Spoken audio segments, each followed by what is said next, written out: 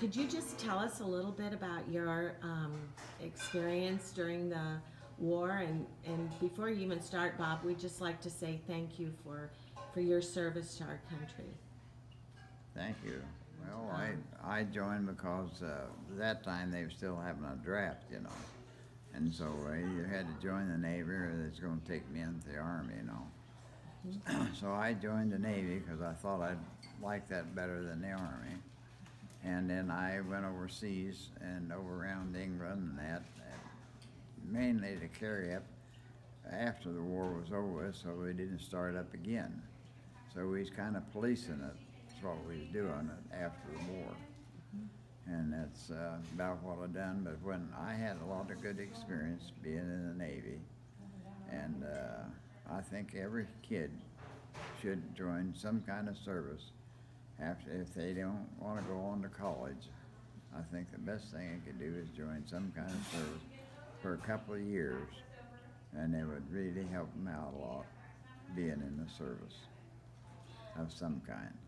Well, Bob, we want to thank you for your service to our country and wish you a happy Veterans Day.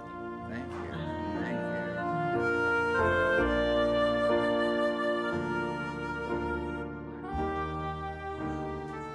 I went in the Navy in 1946. Yeah. And I went to San Diego and was boot camp from there. I went to San Francisco and I was there about a month and a half, and then they shipped me and a bunch of us to USS Gage to Shanghai, China, where we got on the USS Chicago, which was a heavy cruiser. From there we went to Japan, and that's where I spent the rest of my time in Japan. And I was in Division 6, 20 millimeters, second loader on 20 millimeters.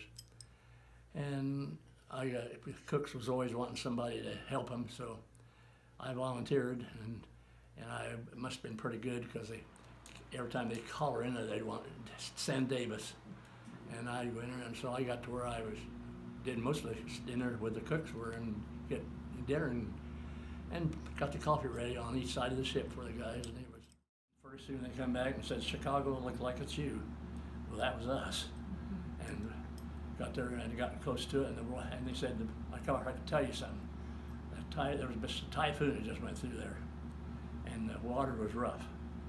Well, the first thing you know, we was in the middle of all them things, torpedoes, and the water was, our ship was 54 feet over the water. We could look up and see the mines up there floating. Well, when we were on 20 meters, with the waves that would rock us back and forth, we'd either shoot over them or shoot under them. And then the Marines was all standing up there on the base besides, hanging on the cable trying to shoot them because they could hear them hitting the ship. So I said, "All hands below deck." Well, all the way down there, everybody was upset, and I know all I could think of was my mom and dad. That's the way it was. That was the worst, because they said the floating mines are headed to Hawaii, and then the next stop would be San Francisco, California. And they said, "We got to get them stopped before that," because I got discharged when I went to Seattle, and they tried to talk me into going into the Marines or Army or something else, or back into the Navy, and a whole bunch of us. I said, I've served my time, I think, and I was ready to get out. A whole bunch of us got out that day. We got discharged in Seattle, Washington, where we got discharged. Well, Laverne, we thank you for your service to our country.